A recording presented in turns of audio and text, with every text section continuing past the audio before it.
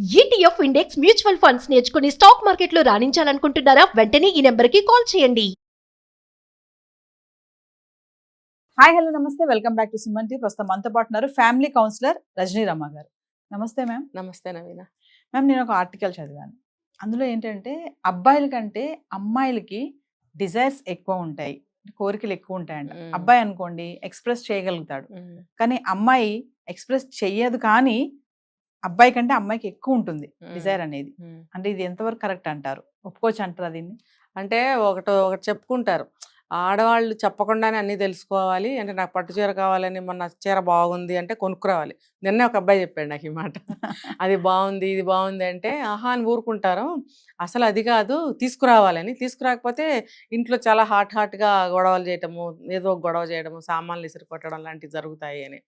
అంటే ఏంటంటే వీళ్ళు కనుసన్నల్లో వాళ్ళు ఉండాలి. అంటే వీళ్ళు అనుకున్నంత మాత్రానే అది పట్టుకొచ్చి ఇంట్లో పెట్టేయాలి. అలాగే మీరు చెప్పిన యాంగిల్, ఈ డిజైర్ అనేది కూడా వాళ్ళు చెప్పకపోయినా వాళ్ళు కనుక్కొని వీళ్ళకి ఎలా కావాలో అలా ఉండాలనేది వీళ్ళ కోరిక. అంటే మీరు గొడవ చేసినప్పుడు అంత గట్టిగా గొడవ చేసేస్తారు, సిగ్గు లేకుండా గొడవ చేస్తారు, కొట్టుకుంటున్నారు, తిట్టుకుంటున్నారు, కోర్టులకు ఎక్కుతున్నారు, ఇంతంత బట్టలు వేసుకుని రోడ్ల మీద తిరుగుతున్నారు. భర్తకి ఇష్టం లేకపోయినా సరే మరి వేరు వేరు బట్టలు వేసుకోవడము, హెయిర్ కట్లు చేసుకోవడము, ఇంకా చాలా తిరుగుళ్ళు చేస్తున్నారే. అప్పుడు లేని సిగ్గు కానీ అబ్జెక్షన్స్ కానీ ఇక్కడ ఎందుకు రావాలి? ఇక్కడ కూడా మీరు ఓపెన్గా మాట్లాడుకోండి. ఇదే నేను చెప్పగలిగింది. అంటే madam, wife and husband sexual relationship స్ట్రాంగ్గా ఉండాలి అంటే ఏమన్నా సూత్రాలు ఉంటాయంటారా? సూత్రాలంటే ఇదే ఫస్ట్ పాయింటే సూత్రం. ఏంటంటే ఒకళ్ళ కోసం ఒకళ్ళు కాకపోయినా, అంటే ఇండైరెక్ట్గా ఒకళ్ళ కోసం ఒకళ్ళకి ఏం కావాలో ఒకళ్ళు తెలుసుకుంటే సరిపోతుంది. నేను ఒక వీడియోలో చెప్పాను, పెళ్ళైన డే 1లోనే ఆ అబ్బాయి ఇష్టాలేంటి, ఈ అమ్మాయి ఇష్టాలేంటి ఒకరికొకళ్ళు తెలుసుకోవాలి. ఎందుకు అనంటే అది ఇంట్లో సంసారం నడిపించేదానికి కానీ, మీరు అన్నట్టు ఈ సెక్సువల్ డిజైర్సే కానీ ఏదైనా సరే మన ఒక ఐటమ్, ఒక స్వీట్ కానీ, హాట్ కానీ, చీర కానీ, ఒక వ్యక్తిని కానీ ఇష్టపడుతుంది అనంటే దాన్ని మనం గౌరవించాలి. ఆ ఇష్టాలు మనం తెలుసుకోవాలి. భర్తదైనా సరే, భార్యదైనా సరే. అలా తెలుసుకున్నప్పుడే కదండి. ఇప్పుడు ఆడవాళ్ళు ఎక్కువగా ఎక్కడ ఏమంటారంటే ఎక్కడ వాళ్ళు అప్సెట్ అవుతున్నారు, ఎక్కడ మమ్మల్ని వీళ్ళు అర్థం చేసుకోవట్లేదని బాధపడుతున్నారు అనంటే ఈ పాయింట్ మీదే బాధపడతారు. నా మనసులో ఉన్నది నువ్వు గ్రహించాలి బై, నువ్వు దేవుడు అయిపోవాలి నిమిషంలో. అంటే సహజంగా కొంచెం గ్రహించగలిగితే మంచిదే.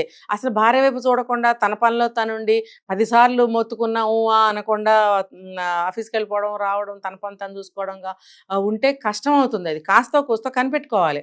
ఇప్పుడు ఫ్రీక్వెంట్గా ఒక వస్తువుని తింటుంది, ఫ్రీక్వెంట్గా ఒక కలర్ ఇష్టపడుతుంది, ఫ్రీక్వెంట్గా ఒక పని చేస్తుంది, తనకు అది ఇష్టం అనేది మనం గ్రహించగలుగుతామా లేదా?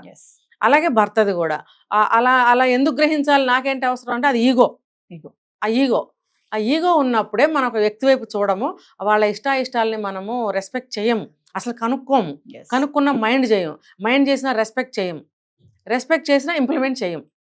ఇవన్నీ ఉండాలి. మరి ఇవన్నీ ఉన్నప్పుడు అన్నీ ఇంట్లోనే ఉన్నప్పుడు బయటకు వెళ్ళి ఏం తినాలని అనిపించదు కదా. అంటే ఫుడ్ విషయం మనం మాట్లాడుకో, ఎప్పుడైనా ఫుడ్ అయితే తినాలని అనిపిస్తుంది, కానీ ఒక వ్యక్తితో సంసారం చేస్తున్నప్పుడు లైఫ్ టైం కూడా ఖచ్చితంగా ఆ పార్ట్నర్ బయటకు వెళ్ళరండి, వెళ్ళరు. రిలేషన్షిప్ బాగుంటుంది. ఎందుకు ఈ ఉదాహరణ పాతకాలం జంటలను తీసుకోండి, ఎవరు వెళ్ళిపోయారు? ఎవరు వెళ్ళిపోలేదు. అంటే ఎక్కడో ఎవరో ఆడవాళ్ళని ఉంచుకున్న వాళ్ళు ఉన్నారు. ఏంటంటే అప్పట్లో అది గ్రేట్గా ఫీల్ అయ్యేవారు. ఒక మగాడు సెంటు పూసుకుంటే మగాడే సెంటు పూసుకోవాలి. మరి వాడు ఒక అమ్మాయి దగ్గరికి వెళ్ళాడు అంటే అమ్మో ఆయన గారు ఉంచుకున్నావిడ, ఆ ఉంచుకున్నావిడ మీద కూడా గౌరవంగానే మాట్లాడే రోజులు, ఆ రోజులు వేరు. ఇప్పుడు రాజులు పోయారు, రాజ్యాలు పోయాయి, అటువంటి కాలమే వెళ్ళిపోయింది. ఇప్పుడున్న కాలం వేరు, ఆ కాలం వేరు. అప్పుడప్పుడు అక్కడక్కడ ఉండేవారు, ఇప్పుడు ప్రతి కొంపలో జరుగుతున్నాయి ఇలాంటివి. దానికి ప్రికాషన్ ఏం తీసుకోవాలి? ఇప్పుడు నీ మొగుడు ఎక్కడికైనా వెళ్ళిపోతే నువ్వు సహిస్తావా? సహించలేవు. నీ భార్య ఎక్కడికైనా వెళ్ళిపోతే నువ్వు సహిస్తావా? సహించలేవు. అలాంటప్పుడు మీరిద్దరు ఎలా ఉండాలి? నువ్వు బాగూడదు, ఆమె బాగూడదు అని అంటే నువ్వు అమ్మాయి కోసం ఎలా ఉండాలి, నువ్వు భర్త కోసం ఎలా ఉండాలి? బుద్ధి జ్ఞానంతో మసలుకోవాలి. అలాంటప్పుడు బయటకు వెళ్ళిపోవడాలు, ఇంకో వాళ్ళ దగ్గరికి వెళ్ళటాలు అనేవి జరగవు. ఎందుకనంటే పాతకాలంలో జంటలు 100 ఏళ్ళు బతికుంటే కనుక వాళ్ళిద్దరే ఉండేవారు. పాతకాలంలో వాళ్ళు ఇప్పుడు కూడా ఉన్నారు, 80-90 వయసు వచ్చిన వాళ్ళు ఇంకా ఉన్నారు, జంటలు ఉన్నారు. మరి వాళ్ళు ఎందుకు వెళ్ళిపోవట్లేదు అంటే ఒకళ్ళ కోసం ఒకళ్ళు కనిపెట్టుకుని, ఒకళ్ళ ఇష్టాలను ఒకళ్ళు గౌరవించి కనిపెట్టుకుని వాళ్ళకి అవి అందిస్తున్నారు కాబట్టి వాళ్ళు ఉంటున్నారు. ఏదన్నా ఇంట్లో చిన్న చిన్న ఆ, లోటుపాట్లు ఉంటే అవి పెద్దగా కనపడవు వాళ్ళకి, ఇద్దరు కలిసి వాటిని సరి చేసుకుంటారు. ఇప్పుడు ఇంట్లో డబ్బు ఉండదండి, భార్య ఏదైనా సేవింగ్స్ చేస్తే ఆ కష్టాన్ని ఆ డబ్బుతో గట్టెక్కుతున్నారు. ఈవెన్ మా వయసులో వాళ్ళు కూడా భార్యలు దాచిపెట్టిన డబ్బు ఉంటే భర్తకి ఇచ్చి దీన్ని కట్టండి ప్రస్తుతానికి మీరు ఉన్నప్పుడు ఇద్దరు కానీ, ఇద్దరం కలిసి సేవ్ చేసేది ఇంటి కోసమే కదా. ఇప్పుడు ఆయనకు ఒక 50,000 1,00,000 అప్పు ఉందండి, ఈవిడ దగ్గర ఏదో కొంత డబ్బు ఉంది, ఇది తీసుకెళ్ళి దానికి ఇవ్వండి అని అంటే కొంత మనకి బరువు తగ్గుతుంది కదా ఆ వ్యక్తికి. అలా సహకారంగా ఎంతమంది ఉంటున్నారు చెప్పండి. ఉండనప్పుడు ఈ భర్త ఆ భార్య కోసం ఎందుకు బతుకుతాడు, ఆ భర్త ఆ భార్య ఈ భార్య కోసం ఎందుకు బతుకుతుంది? కొన్ని ప్రేమలు, కొన్ని త్యాగాలు ఇవన్నీ ఉంటాయి కుటుంబం అన్న తర్వాత. వాటి ద్వారానే ప్రేమ అనేది పెరుగుతూ ఉంటుంది ఇద్దరి మధ్యన. అసలు అటువంటి సాక్రిఫైజులు లేవు, అటువంటి అండర్స్టాండింగ్స్ లేవు. ఒకటే ఒకటి కనిపిస్తుంది, నువ్వు నా కళ్ళ ముందు 24 గంటలు ఉండాలి. వాడు బొమ్మ అనమాట, వాడి మనిషి కాదు.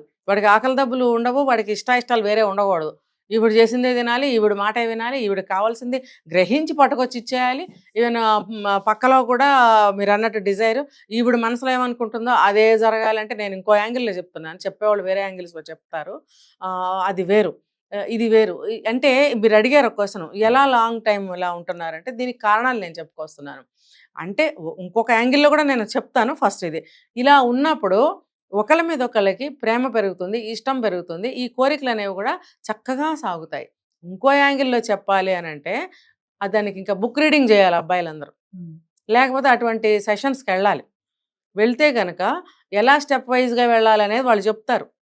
ఆ స్టెప్ వైజ్గా మీరు డ్రామా చేసుకుంటూ వెళ్ళండి, మీ లైఫ్లో అయిపోతుంది. అంటే అమ్మాయిలు అనుకుంటారంట మేడం, అబ్బాయిల కోసం కాంప్రమైజ్ అవ్వకూడదు అనేసి. అంటే అక్కడ ఇప్పుడు లైక్ సెక్షువల్ లైఫ్ లోనే ఓ ఇప్పుడు మీరు ఇందాక అన్నారు కదా, తెలుసుకోవాలని మాది కూడా మీరు తెలుసుకొని ఫీల్ అవ్వాలని చెప్పేసి. చాలా మంది ఏంటంటే ఇప్పుడు నిద్రపోయేటప్పుడు హస్బెండ్ అటు తిరిగి పడుకున్నాడు అనుకోండి, వైఫ్ అనుకుంటుంది బయట తిరిగి పడుకుంటే బాగుంటుంది అనకపోతే నువ్వు అనొచ్చు కదా, కానీ తనకు ఉంటుంది కదా ఫీలింగ్, తను తిరిగితేనే అంటే నాది కూడా నువ్వు తెలుసుకోవాలి. మీరు అన్నారు లోపల ఉన్నది కూడా తెలుసుకొని తను ఎక్స్ప్రెస్ చేయాలి లవ్ అనేది. ఖచ్చితంగా అలా ఉంటుంది అంటారా? అంటే పూర్వీకులు చెప్పేవారు, నువ్వు బెట్టు చెయ్యి మొగుడు దగ్గర అంటే మాకు తెలియదులే, విన్నాం ఎప్పుడో బెట్టు చేస్తే. పాత సినిమాల్లో చూడండి, పలకరించగానే మాట్లాడకే ముద్ద, నీకేమీ తెలీదు, ఎలా బ్రతుకుతావో ఏంటో అని అమ్మమ్మలో నాయనమ్మలతో డైలాగులు చెప్పించేవారు. ఆ సూర్యకాంతము ఇంకా పాత యాక్టర్లు ఉండేవారు కదా, వాళ్ళతో ఈ డైలాగులు ఒకటే అరా సినిమాల్లో చూసాం. అంటే ఆవిడే చెప్పక్కర్లే, సినిమాలో యాక్టర్ చెప్పక్కర్లేదు, బయట జీవితంలో అలా ముసలమ్మలు అమ్మమ్మల నాయనమ్మలు చెప్తూ ఉండేవారు. అదేంటి మాట్లాడగానే మాట్లాడేకు, అడగగానే లొంగిపోకు, బెట్టు చెయ్యి అని అంటే అది అలా అలా వంశపారంపర్యంగా మంచి ఏళ్ళలో ఇలాంటి మెల్లగా ప్రతి తరానికి పాకుతాయి. పాకినప్పుడు అమ్మాయిలందరూ పాటిస్తున్నారేమో మరి. మీరు చెప్తున్న దాన్ని బట్టి నాకు వస్తుంది ఈ ఐడియా. ఎందుకు కాంప్రమైజ్ అవ్వకూడదు అని అనుకోవాలి? ఇప్పుడు అన్ని రోజులు మారిపోయాయి, అన్నీ కూడా ఓపెన్ అయిపోతున్న రోజుల్లో ఈ విషయంలో ఎందుకు ఇలా ఉంటున్నారు అని అంటే, పాతకాలం భావనేగా ఇది. పాతకాలంలో ఉండేదంటండి ఇది, మనకెవరికి తెలీదు. అది అప్పటికే పోవాలి. కానీ ఆ తరంలో ముసలి వాళ్ళు ఎవరన్నా ఉంటే అలాంటి ఫ్యామిలీస్లో కొంతమందికి అవి వంశ పారంపర్యంగా సంక్రమిస్తూ ఉంటాయేమో ఆ లక్షణాలు.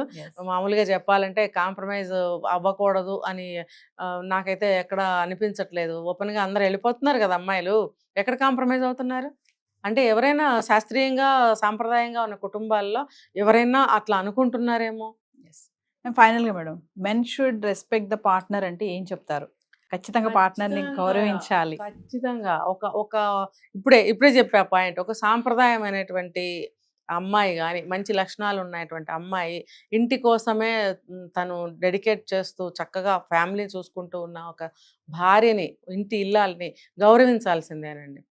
పెళ్ళికి విలువ లేకుండా ఇవాళ ఒక మగుడు, రేపు ఒక మగుడు, ఎల్లుండో పక్క నుంచి ఇద్దరు బాయ్ ఫ్రెండ్స్, ఇలా ఉన్న అమ్మాయిల్ని రెస్పెక్ట్ చేయాలి అంటే, మీరు అడిగారు భార్య అని, మరి వాళ్ళు ఏ కోవకు వస్తారు వాళ్ళు? అందుకని నేను చెప్పేది ఏంటంటే, ఒక మంచి పద్ధతి గల అమ్మాయి, సాంప్రదాయమైన అమ్మాయి, ఒక మంచి ఇల్లాలిగా తన పాత్ర తను పోషిస్తున్నప్పుడు ఖచ్చితంగా గౌరవించాల్సింది. ఇప్పుడు నేను ఇందాక చెప్పాను, తన సేవింగ్స్ ఏదన్నా డబ్బులు దాచిపెట్టుకున్న డబ్బులు భర్తకి సహాయంగా ఇచ్చే స్త్రీలు ఉంటారు, ఇప్పటికీ ఉన్నారు. ఏ వయసు అనేది అనవసరం, ఇప్పటికీ ఉన్నారు కొంతమంది. కుటుంబం కోసం పిల్లల్ని జాగ్రత్తగా పెంచుకుంటారు, ఇంటికి వచ్చిన వాళ్ళని మర్యాదగా చూసుకుంటారు, ఇంట్లో ఏది లేకపోయినా భర్తను హింసించరు, ఉన్న దాంట్లోనే గడుపుకుంటూ ఉంటారు. చూడండి, చాలా మంది ఫ్యామిలీస్ అప్పులకి వెళ్ళరు. అప్పులకి వెళ్ళలేదు అంటే అక్కడ భార్య సహాయ సహకారాలు ఇంట్లో చాలా ఉంటాయండి. అటువంటి స్త్రీని గౌరవించాలా లేదా? దీనికన్నా ముందు పెళ్లి చేసుకుంటే ఆమెని గౌరవించాల్సిందే. నువ్వు ఇచ్చే గౌరవాన్ని బట్టి కూడా ఆ అమ్మాయి భావాలు ఎలా ఉన్నా మారచ్చు కదా, తర్వాత నన్ను ఇంత రెస్పెక్ట్ చేస్తున్నాడు అని. అంటే ఇప్పుడు ఈ రోజుల్లో అమ్మాయిలు మేమెందుకు కాంప్రమైజ్ అవ్వాలి, మేమెందుకు సారీలు చెప్పాలి అనుకుంటున్న ఈ రోజుల్లో డే 1 నుంచి ఫస్ట్ స్టెప్ నుంచి కూడా భార్యను గౌరవించడం మొదలు పెడితే అటువంటి భావాలు ఉన్న అమ్మాయి మారే ఛాన్సెస్ కూడా ఉంటాయి. తను కూడా తిరిగి రెస్పెక్ట్ ఇవ్వగలుగుతుంది. కాబట్టి ఫస్ట్ నేర్పవలసింది, మన ఇంటికి తీసుకొచ్చాం కాబట్టి అమ్మాయికి అన్ని నేర్పుకోవాలి. నేర్చుకుంటే మంచిదండి, నేర్చుకోకపోతే మనం ఏం చేసేది లేదు. చాలామంది నేర్చుకోవటం లేదు. ఎందుకు నేర్చుకోవాలి? మా ఇంట్లో మాకు ఇది అలవాటు లేదు, మేము ఇలాగే పెరిగాము, నేను ఇలాగే ఉంటాను అని 90% మంది పైనగా చెప్తున్నారు ఈ మాట. ఇంకా మరి ఇది వాళ్ళే నిర్ణయించుకోవాలి, ఎవరికి రెస్పెక్ట్ ఇవ్వాలి, ఎలా ఇవ్వాలి, ఎంత ఇవ్వాలి, ఇచ్చిన రెస్పెక్ట్ని మనం ఎలా నిలబెట్టుకోవాలని అమ్మాయిలు. కానీ ఇది వాళ్ళు ఆలోచించుకుని నిర్ణయించుకుని ఫాలో అవ్వాల్సి ఉంటుంది. Thank you.